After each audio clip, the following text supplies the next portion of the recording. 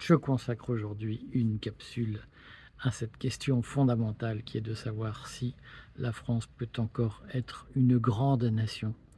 Et j'affirme aujourd'hui que nous allons vivre cet été l'heure de vérité pour répondre à cette question durablement. Je vous explique pourquoi. Dans la foulée de la vidéo que j'ai réalisée hier sur la mise en place d'une véritable censure de guerre sous l'égide de l'OTAN, qui militarise officiellement l'information, sous l'égide du nouveau règlement de la Commission européenne, le Digital Services Act, qui entre en vigueur le 25 août 2023 et qui permettra au gouvernement de l'Union européenne de demander à 9 plateformes Internet de supprimer des contenus qu'elle juge haineux ou appelant à la révolte.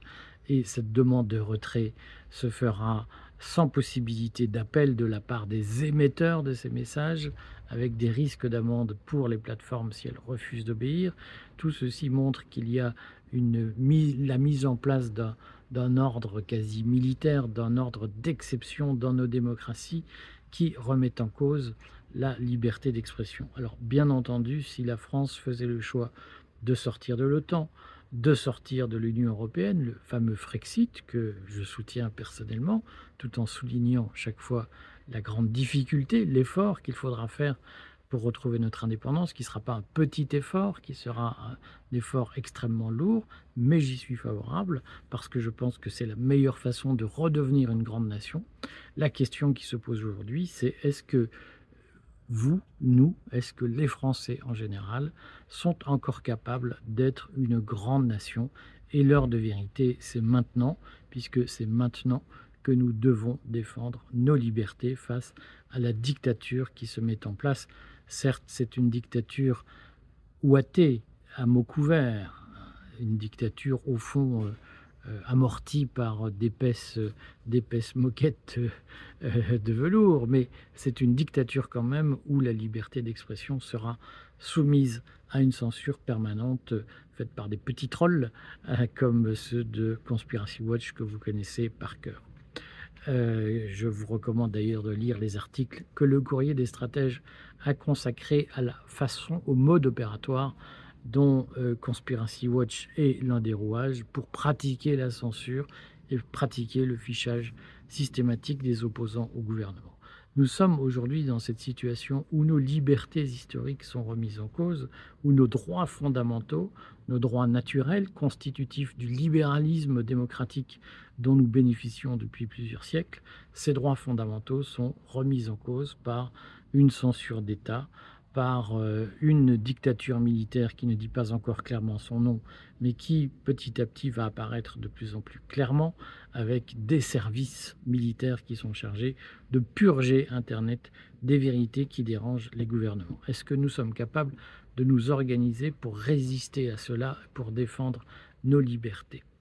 Je voudrais dire sur ce point que de mon point de vue, la réponse à la question: «Est-ce que nous, Français de 2023, sommes encore capables de porter l'étendard d'une grande nation comme la France?» Cette, question, je la pose, heu, en apportant une réponse balancée. C'est que je pense que nous ne pouvons redevenir une grande nation que si et seulement si nous faisons le choix très clair de développer, de laisser libre cours à notre énergie vitale. C'est-à-dire qu'il n'y aura pas de retour au rayonnement français si nous ne nous surpassons pas, si nous ne dépassons pas nos limites, si nous ne sommes pas capables de devenir des héros chacun d'entre nous, hein. Et je vois trop souvent des gens dire: «Ah, faites la révolution pour moi, faites donc à ma place, moi j'ai piscine, je ne peux pas faire, je suis trop petit, je suis un petit gars, je suis trop ceci, trop cela, je ne suis personne, faites donc.» Il ne pourra pas y avoir de retour à une grande nation s'il y a un cramponnage, si j'ose dire, une imprégnation de cette idée qu'au fond, tout le monde ne peut pas être un héros. Et la France ne sera une grande nation que si nous devenons tous des héros, chacun à notre échelle. Il ne s'agit pas de dire que tout le monde doit apporter une contribution de la même ampleur, mais nous avons tous un rôle à jouer et nous avons tous une part d'héroïsme à assumer si nous voulons redevenir cette grande nation. Et cet instinct vital que nous devons réveiller en nous, ça passe par un certain nombre de remises en cause de nos certitudes.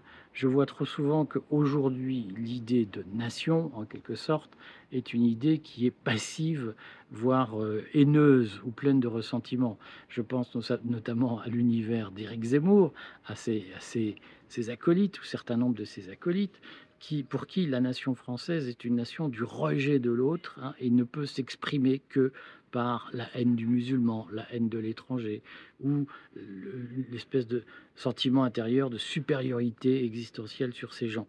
Tout ça n'a pas de sens, parce que vous comprenez, moi je veux bien que, en tant qu'homme du ressentiment, un certain nombre de gens disent: «Ah, ils sont nuls, c'est des racailles, c'est des ceci, c'est des cela, c'est des feignants, c'est des fraudeurs». Je l'entends. Simplement, je lisais encore ce matin sur Français de souche un article pointant l'augmentation du nombre de prénoms musulmans en France, et notamment proportionnellement, il y a de plus en plus de prénoms musulmans en France donnés à la naissance. Ça pose quand même une question, ce genre d'article. C'est, moi je veux bien qu'on reproche aux musulmans de faire des enfants et de leur donner des prénoms musulmans. La question, c'est pourquoi les Français de souche, entre guillemets, ne font pas plus d'enfants?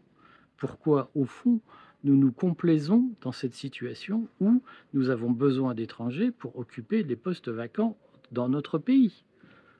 Donc, je veux bien que, plein de ressentiment, plein de haine, plein de négativité, on explique que le problème, c'est l'étranger. Mais les Français, ils font quoi pour repeupler la France? Les Français, ils font quoi pour habiter dans des banlieues difficiles? Je ne compte pas le nombre de commentaires que j'ai reçus, hein, de gens qui m'ont dit: «Je supporte plus les étrangers, j'ai quitté la banlieue où ils étaient parce que je veux plus les voir». Est-ce que c'est ça, être français? Abandonner le champ de bataille?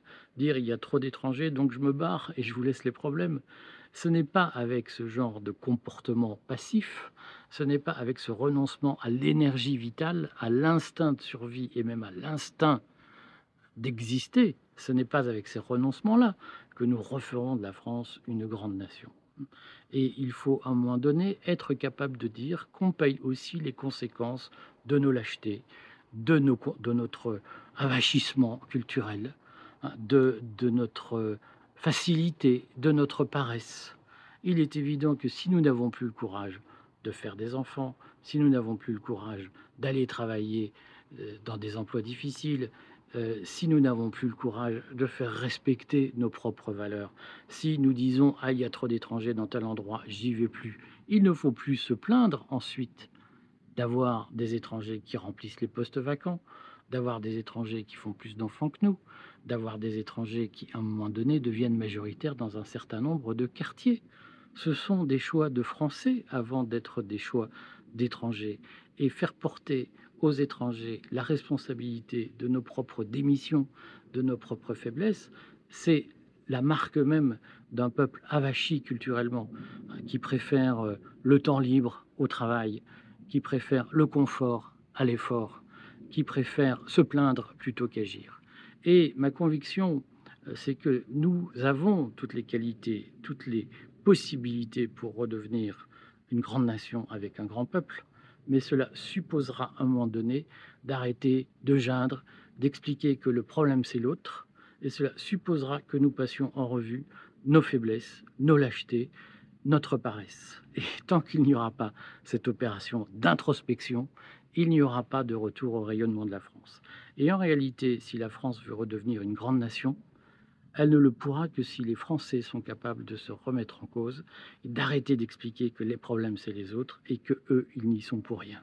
Sans un retour à la responsabilité individuelle générale, il n'y aura pas de retour au rayonnement de notre pays. Voilà, c'était mon petit coup de gueule du jour. Je continue ma série. Vous avez compris que je prends la parole sur ces sujets parce que je suis en train d'écrire le chapitre de mon livre consacré à la nation, qui parlera aussi d'immigration et d'instinct vital. Sans l'instinct vital de, de la France de toujours, euh, qui n'est pas morte, hein, nous ne pourrons pas nous reconstruire.